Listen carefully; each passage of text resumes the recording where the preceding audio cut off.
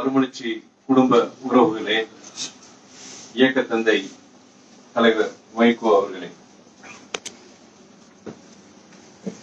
பேரறிஞர் அண்ணாவின் 116வது பிறந்த நாள் விழாவை மிகவும் சிறப்பாக நாம் கொண்டாட வேண்டும் என்ற நோக்கத்திற்காக கூட்டப்பட்ட இந்த நிகழ்விற்கு வந்திருக்கும் அனைத்து நல்லுள்ளங்களுக்கும் என் மாலை வணக்கத்தினை நான் தெரிவித்துக் கொள்கிறேன்.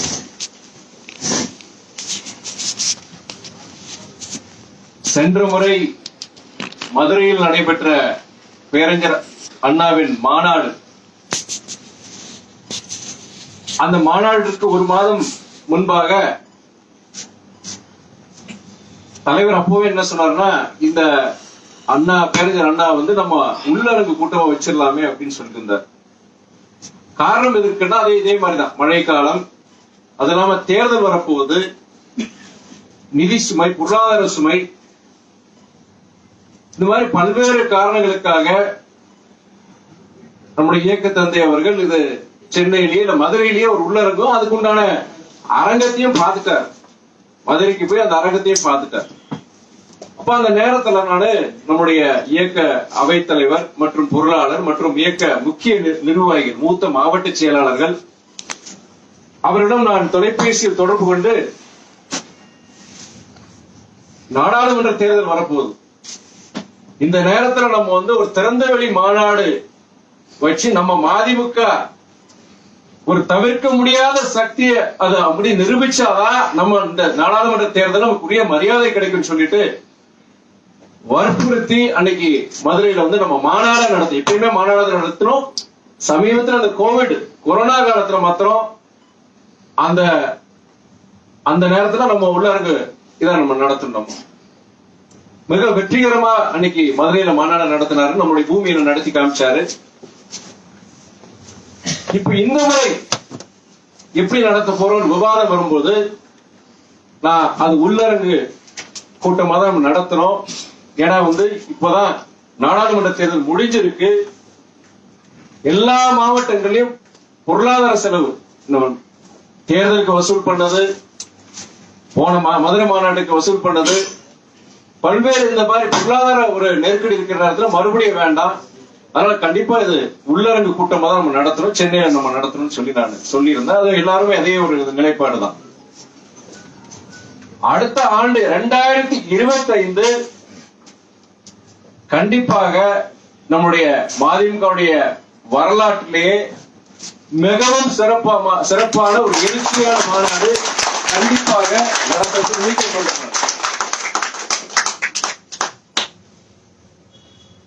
இன்னைக்கு இந்த பேரறிஞர் அண்ணா பிறந்தநாள் விழாவை எவ்வாறு சிறப்பாக நடத்த வேண்டும் பல்வேறு யோசனைகள் இங்க இருக்கிற மாவட்ட செயலர்கள் பேசியிருந்தாங்க. தமிழ்நாட்டுல பல்வேறு பகுதிக்கு நான் போகும்போது இந்த கடந்த 2 வாரங்களாக சில மாவட்டங்கள் நல்லா சிறப்பா பண்ணியிருக்கிறாங்க. சுவர் விளம்பரங்கள், நீங்க தேசிய நெடுஞ்சாலைகள், மாநில சாலைகள் எல்லா இடத்துலயும் பாத்தீங்கன்னா நல்லா சிறப்பா பண்ணியிருக்கிறாங்க. ஆனா சில மாவட்டங்களை பாத்தீங்கன்னா எதையுமே நான் பார்க்க முடியல. குறிப்பா நம்ம வெற்றி பெற்ற திருச்சி தொகுதியில 3 மாவட்டங்கள், ஒரு மாவட்டத்துலதான் அந்த சுவர விளம்பரங்கள் சிறப்பா பண்ணிருக்கு. மீதி 2 மாவட்டங்கள் அது நடக்கல. உங்களுக்கு எல்லாருக்கும் தெரியும், நம்முடைய அரசியல் பொறுத்த வரைக்கும் இன்னைக்கு இந்த கடந்த 10 வருடங்கள்ல ரொம்ப மாறி இருக்கு. பொதுக்கூட்டங்கள் நம்ம மாத்திரம் கிடையாது, பெரிய இயக்கங்கள் திமுகவும் சரி அதிமுக கூட அந்த பொதுக்கூட்டங்கள் நடத்துறது கிடையாது. ஏன்னா இன்னைக்கு பொதுக்கூட்டங்கள் கூட்டம் வர்றது கிடையாது, அழைத்து வரப்பட்ட கூட்டங்கள் தான் இன்னைக்கு எல்லாமே. ஆனா ஒவ்வொரு இயக்கத்துக்கும் வருஷத்துக்கு ஒரு 3-4 முக்கியமான நிகழ்வுகள் இருக்கும். அந்த முக்கிய நிகழ்வுகள் பொறுத்த வரைக்கும் அவங்க நல்ல விளம்பரப்படுத்துறாங்க. அந்த விளம்பரம் மூலியமா மக்கள் மத்தியிலையும் அரசியல் அந்த உலகத்திலையும் இந்த கட்சி நல்ல சிறப்பா இயங்குறதுக்கு அது ஒரு பதிவு செய்யறாங்க. நம்ம இயக்கத்துக்கு வருஷம் முக்கியமான நிகழ்வு பேரறிஞர் அண்ணாவுடைய பிறந்த நாள். இந்த நிகழ்வு அண்ணாவை நம்ம நினைவு கூறுவது ஒரு பக்கம் இருக்கட்டும், நம்ம இயக்கம் வலுவா இருக்கும், மீண்டும் வந்துட்டோம், இங்க சிறப்பா இயங்குங்கிறது அந்த அழுத்தமா பதிவு பண்றதுக்கு ஒரு வாய்ப்பு. அதுக்கு என்னன்னா அங்கங்க பதாதைகள், அவங்க சக்திக்கு மீறி யாரையும் சில மாவட்டங்கள் பார்த்தீங்கன்னா பொருளாதார நெருக்கடி இருக்கு. உங்களால முடிஞ்சதை செய்யுங்க. யாரையும் வந்து உங்களுடைய வரம்பு மீறி இல்லாட்டி ஒரு நிதிக்கு மீறி யாரும் செலவு செய்ய வேண்டாங்கிறது என்னுடைய கருத்து. ஆனா முடிஞ்ச அளவுக்கு அந்த விளம்பரங்கள் கண்டிப்பா ஒரு அவசியம். நேத்து மதிய நேரம் இருக்குன்னு நினைக்கிறேன், நம்முடைய அண்ணன் வந்தியத்தேவன் கிட்ட அலைபேசியில கூப்பிட்டு இந்த நிலைமையை சொல்லி கண்டிப்பா எல்லா மாவட்டத்திலும் இரவுக்குள்ள நைட்டு 12 மணி ஆனாலும் பரவாயில்ல எல்லா மாவட்ட செயலர்கிட்ட நீங்க கூப்பிட்டு பேசுங்க. பேசிட்டு ஏற்கனவே இந்த மாதிரி விளம்பரங்கள்ல செஞ்சிருக்காங்கன்னா அந்த புகைப்படங்களை எனக்கு அனுப்புங்க. அப்போ மற்ற மாவட்டங்களுக்கு ஒரு உத்வேகத்தை கொடுக்கும், நம்மளும் இது செய்யணும் அப்படிங்கிற உத்வேகத்தை கொடுக்கறதுக்காண்டி இன்னைக்கு ஒரு மத்தியானம் ஒரு பதிவும் போட்டிருக்கேன். நான் என்னோட இணையத்துல ஒரு பதிவும் போட்டிருக்கிறேன் நான். ஏன்னா இன்னைக்கு வருஷத்துல நம்ம ஒரு முக்கியமான ஒரு நிகழ்வு 2 நிகழ்வு தான் ஆர்ப்பாட்டங்கள் நடத்துறோம். ஆனா இது மாநிலம் முழுவதும் ஒரு அண்ணா பிறந்தநாள்ங்கிற ஒரு மாநிலம் முழுவதும் பாத்தீங்கன்னா ஒரு எல்லாருமே கட்சிக்காரங்க எல்லா மாவட்டத்திலையும் கலந்துக்கிற ஒரு முக்கியமான நிகழ்ச்சி. அதனால் நம்முடைய அந்திரேனி கூட விளம்பரங்களுடைய முக்கியத்துவத்தை வேற நகைச்சுவை அவர்தான் சொல்லியிருந்தாரு. அதனால கண்டிப்பாக இருக்கிற நம்முடைய மாவட்ட செயலாளர்கள், முக்கிய நிர்வாகிகள், குறிப்பா நீங்க சென்னைக்கு அந்த விளம்பரங்கள் எங்க இருக்குங்கிற அதையும் முக்கியமான விஷயம். நீங்க சந்து பந்துக்குள்ள தெருக்களுக்குள்ள போட வேண்டிய அவசியமே கிடையாது. மக்கள் திரளா இருக்கிற பகுதிகள், குறிப்பா தேசிய நெடுஞ்சாலைகள், அந்த ஜங்ஷன் சொல்லுவாங்க, அந்த மாதிரி இடங்கள்ல ஜனங்க நிறைய போக்குவரத்து இருக்கிற பகுதிகளில் நீங்க அந்த விளம்பரங்கள் போடும்போது நம்முடைய அந்த கட்சிகள் சிறப்பு செய்யுது. ஆனா தயவு செய்து விளம்பரங்கள் கண்டிப்பா அவசியம். அடுத்து ஒவ்வொரு மாவட்டத்திலயும் நீங்க எத்தனை பேர் இதுல கலந்துக்குவாங்கிற ஒரு டார்கெட் நீங்க கொடுத்திருக்கிறீங்க. சில மாவட்டங்கள் 10 வண்டிகள், சில மாவட்டங்கள் 20 வண்டிகள் சொல்லிருக்கிறீங்க. ஆனா உள்ளபடி 10 வண்டியா 10 வண்டி கொண்டு வாங்க, 5 வண்டியா 5 வண்டி கொண்டு வருவது மாத்திரம் கிடையாது. தலைவருடைய உரை முடிக்கிற வரைக்குமே அந்த கூட்டம் அதுல இருக்கணும். அந்த மாதிரி கூட்டத்தை மட்டும் நீங்க கூட்டுவாங்க, வேற கூட்டமே வேண்டாம். தலைவருடைய உரை முடிகிற வரைக்கும் அந்த கூட்டம் இருக்கிற மாதிரி அந்த மாதிரி ஒரு கூட்டத்தை நீங்க கூட்டுவாங்க. கண்டிப்பா நம்ம மதுரையில அவ்வளவு பெரிய, அதாவது ஆண்ட கட்சியே நடத்தின அந்த மைதானத்துல நம்ம ஒரு மாநாடு சிறப்பு நடத்தும் போது இது ஒரு அரங்க கூட்டம் தான். அதனால நம்ம கவலைப்பட வேண்டாம். அதெல்லாம் அரங்கத்துக்கு மேல கூட்டம் நிரம்பிதான் இருக்கும். அதுல இது கிடையாது. அதனால சிறப்பா இருக்கணும். அந்த விழா, அந்த நிகழ்ச்சியோட ஏற்பாடுகளை நம்மளுடைய மாவட்ட செயலாளர், சென்னை மண்டல மாவட்ட செயலர் நல்லா சிறப்பா செய்வாங்க. எனக்கு நம்பிக்கை இருக்கு, நல்ல நம்பிக்கை இருக்கு. 2026 சட்டமன்ற தேர்தல், அந்த 2026 சட்டமன்ற தேர்தல்ல நம்ம மறுமலர்ச்சி திராவிட முன்னேற்ற கழகத்திற்கு உரிய அங்கீகாரம் வேணுங்கிறது நாமத்தான் கிடையாது, எல்லாரும் நீங்க நினைக்கிறீங்க.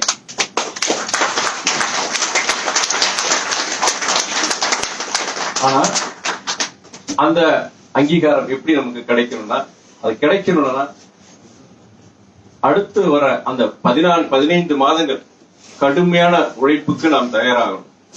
கடுமையான உழைப்பு. ஜனவரியில இருந்து நான் ஏற்கனவே ஒரு நிகழ்வு நான் சொல்லியிருந்தேன், நான் பொதுக்குழு நான் அறிவிச்சிருந்தேன். நான் ஜனவரியில இருந்து நம்ம நகர்வுகள், இயக்கத்துடைய நகர்வுகள், இயக்கத்தில் இருக்க முக்கியமானவர்கள், முக்கியமான பேச்சாளர்கள் இருக்கட்டும், முக்கியமான நிர்வாகிகள் இருக்கட்டும், ஜனவரியில இருந்து அடுத்து நம்ம அந்த டிசம்பருக்குள்ள அந்த 12 மாதத்துக்குள்ள ஒரு முத்திரையை பதிச்சாதான் நம்ம அந்த 2026 உண்டான அந்த நமக்கு கிடைக்கும்.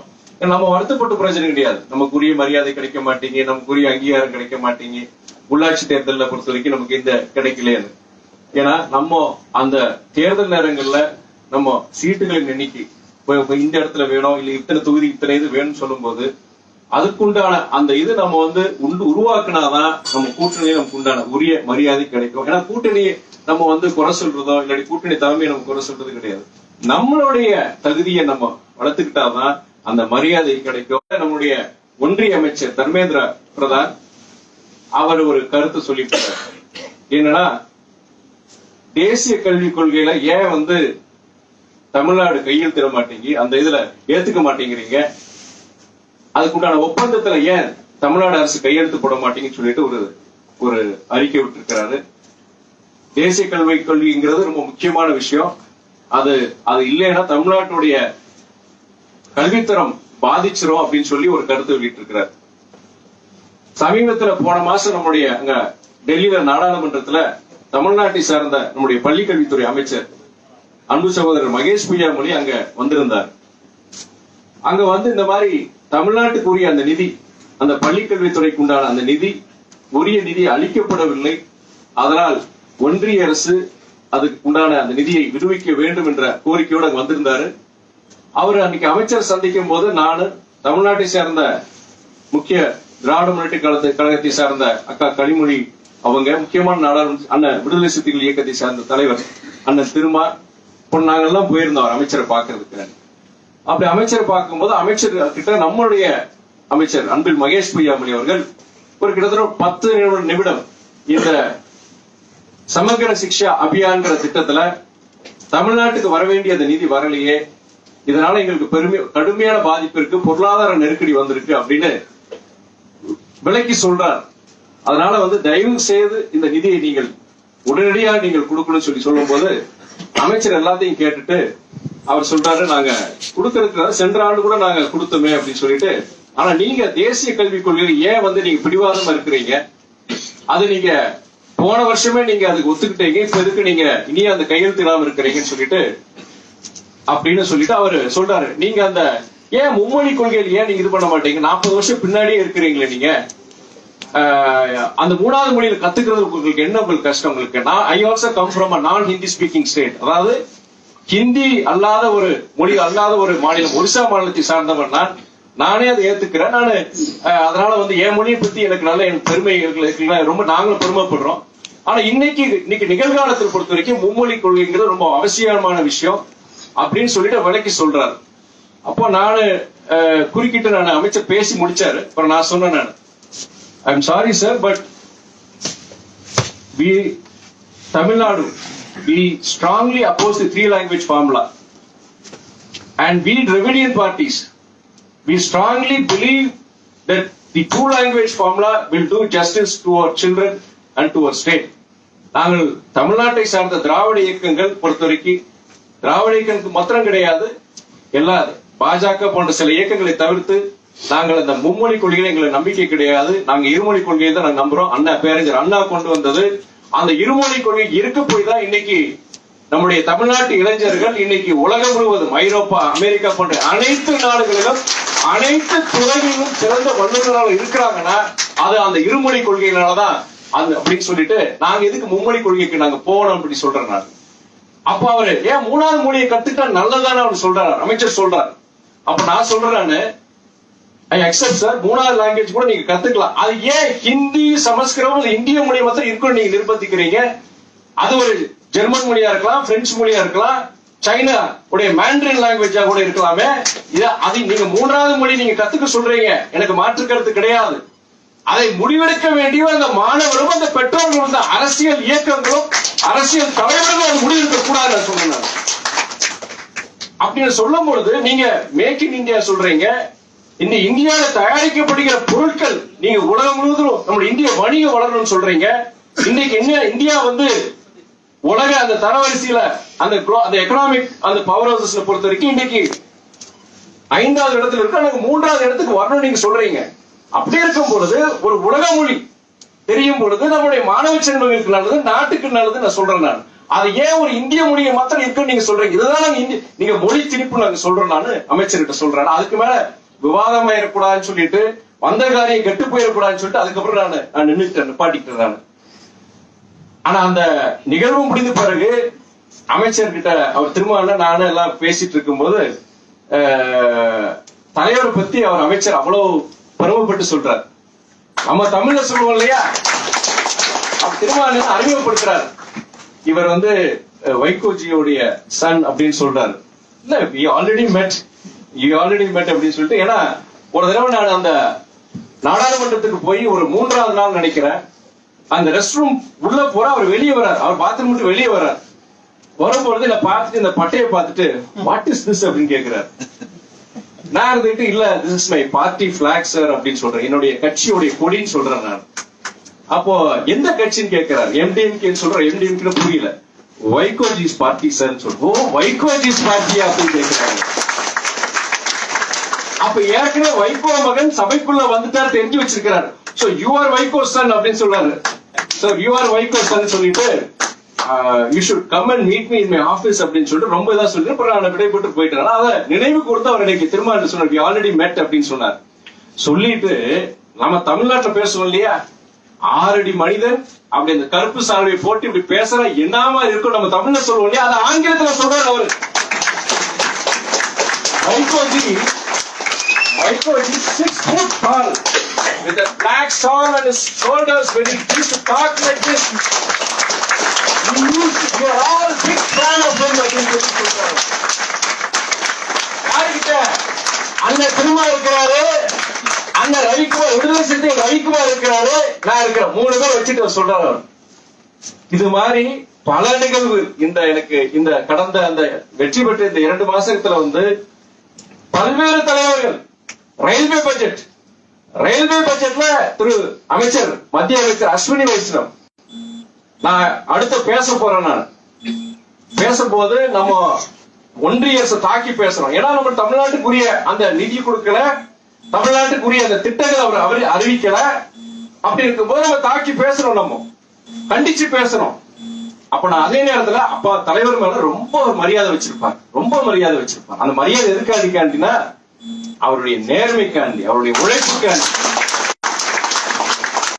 அரசியல் எல்லைகளை கடந்து சித்தாந்தங்களை கடந்து இந்த மனிதன் மேல் ஒரு மரியாதை இருக்கின்றதால் அந்த உழைப்புக்கு கிடைத்த மரியாதை, அந்த நேர்மைக்கு கிடைத்த மரியாதை.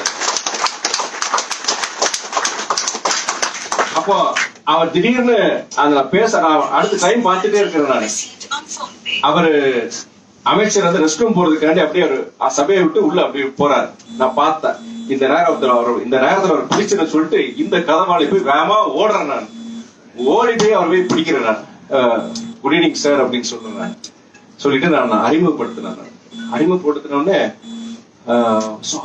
வைகோஜி இஸ் நாட் ஹியர் அப்படின்னு சொன்னார்.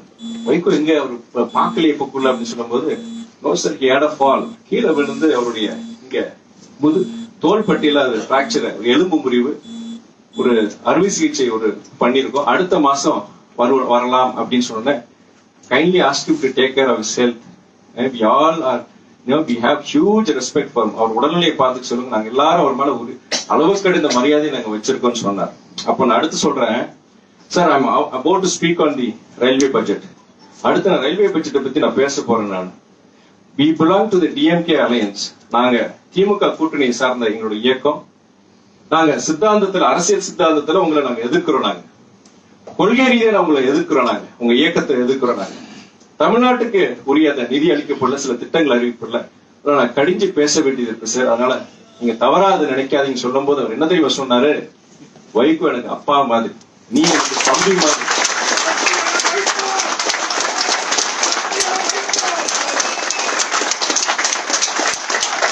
நீ பேசு, நீ உன் இயக்கத்துக்காக பேசுற, நீ உங்க அப்பா மாதிரி தான் நீயே இருப்ப, நீங்க சமரசம் செய்ய மாட்டேன், தாராளமா நீ பேசுன்னு சொல்லிட்டு நான் பேசும்போது கூட எனக்கு சபை அனுபவம் கிடையாது. இவ்வளவு பெரிய சபையில பேசுறது கூட எனக்கு அனுபவம் கிடையாது. அன்னைக்கு பேசும்போது கூட அந்த கடைசி கொஞ்சம் ஆவசியப்பட்டு விரல் நீட்டி இப்படி இப்படி பேசிட்டு இருக்கிறேன். அவை தலைவர் பார்த்து கடைசி அவருக்கே தாங்கிக்க முடியல, இன்டரப்ட் பண்ணி, நீங்க அமைச்சரை பார்த்து விரல் நீட்டி இப்படி பேசக்கூடாது, நீங்க என்ன பார்த்துதான் நீங்க பேசுன்னு சொல்லி அவர் குறுக்கிட்டு பேசுறேன். அது கிட்டத்தட்ட எனக்கு 4 வாய்ப்புகள் கிடைத்தது. 4 வாய்ப்புகள் என்னால முடிஞ்ச வரைக்கும் தமிழ்நாட்டுக்கு சரி, திருச்சி தொகுதி மக்களுக்கு சரி, நம்ம இயக்க மறுமலர்ச்சி திமுகவுக்கு பெருமை சேர்க்கிற விதத்தை நான் பேச முடிஞ்சது. வர காலங்கள்லயும் நம்முடைய மாவட்ட செயலர் பொறுத்த வரைக்கும் அண்ணா நம்முடைய சகோதரர் கனககுமாரா இருக்கட்டும், சில பேர் பொறுத்த வரைக்கும் புகழ்ந்தாங்க. அது இனிய நான் சொல்றேன்ல, நான் ஒரு கத்துக்குட்டி தான், ஒர்க் இன் ப்ரோக்ரஸ் தான். நல்ல இனிய சிறப்பா பேசணும், இனிய சிறப்பா இயங்கணும், இனிய உழைக்கணும். அதான் என் மனசுக்குள்ள இருக்கிற ஒரே ஒரு இது. சமீபத்துல கூட இந்த 10 நாள் என்னோட சுற்றுப்பயணம் நிகழ்வுகள் கொஞ்சம் குறைச்சிக்கிட்டேன். ஏன்னா பையன் 1 வருஷம் கழிச்சு அவன் வெளிநாடு கனடால இருந்து வந்திருக்கிறான். இந்த 10 நாள் அவன் கூட மேக்சிமம் இருக்கலாம்னு சொல்லிட்டு தான் பிளான் பண்ணேன். அப்படி இருந்தாலும் முடியல, சில தவிர்க்க முடியாத நிகழ்வுகள்.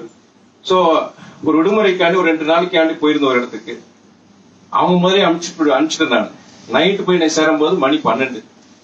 அடுத்த நாள் ஒரு நாள் தான். அப்பயும் பாத்தீங்கன்னா சிலர் படிக்க வேண்டியது செய்ய வேண்டியிருந்தது. சாப்பிடுற நேரம் மாத்திரம் தான் அவங்ககிட்ட உரையாட முடிந்தது. அடுத்த நாள் காலையில 4 மணிக்கு எந்திரிச்சு, விடிய காலை 4 மணிக்கு எந்திரிச்சு மறுபடியும் திருச்சிக்கு ஒரு ப்ரோக்ராம். இதெல்லாம் பார்த்துட்டு வீட்டுல அவங்க கேட்டாங்க, என்ன இவ்வளவு நம்ம டிராவல் பண்ண வேண்டியிருக்கு, செய்ய வேண்டியிருக்கு சொன்னேன். இது வெறும் ட்ரெய்லர் தான், ட்ரெய்லர் தான், இது ஒரு சாம்பிள் தான். அடுத்து ஒரு கடுமையான ஒரு இதுக்கு நான் ஆயத்தமாகணும்.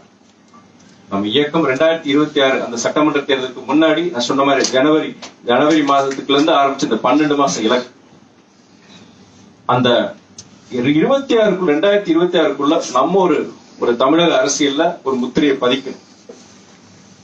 அந்த முத்திரையை பதிக்கிறதுக்கு என்னென்ன யுக்திகள்? அரசியல் மாறிடுச்சு இன்னைக்கு, 10 வருஷத்துல அரசியலே மாறிடுச்சு. எப்படி அரசியல் செய்யறது மாறி போச்சு. இன்னைக்கு சோசியல் மீடியாங்கிறது ரொம்ப முக்கியமானது. பொதுக்கூட்டங்களோட இன்னைக்கு சோசியல் மீடியா மூலம் கருத்துக்கள் போறது ரொம்ப முக்கியமானது ஆகி போச்சு. அதனால அந்த யுக்திகள் எப்படி நம்ம இது பண்றோம், எந்த மாதிரி நம்ம மக்கள்கிட்ட போய் கொண்டு போக போறோம்.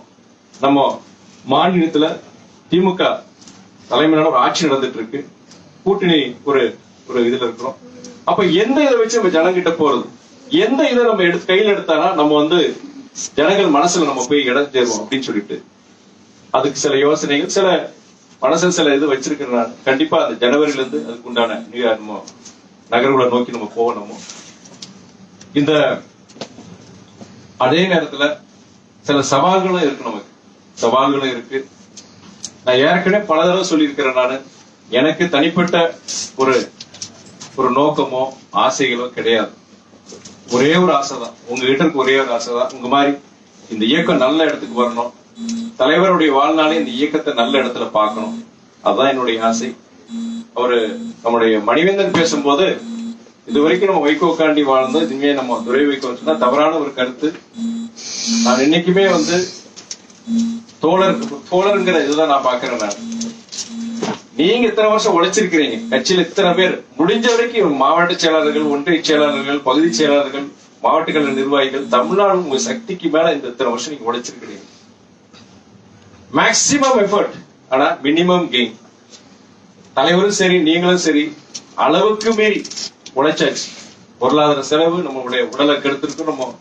ஆனா நம்மளுக்கு என்ன கிடைத்தது பார்க்கும்போது அந்த ஒரு விரக்தியில் தான் குமார் அவர் கூட பேசினார்.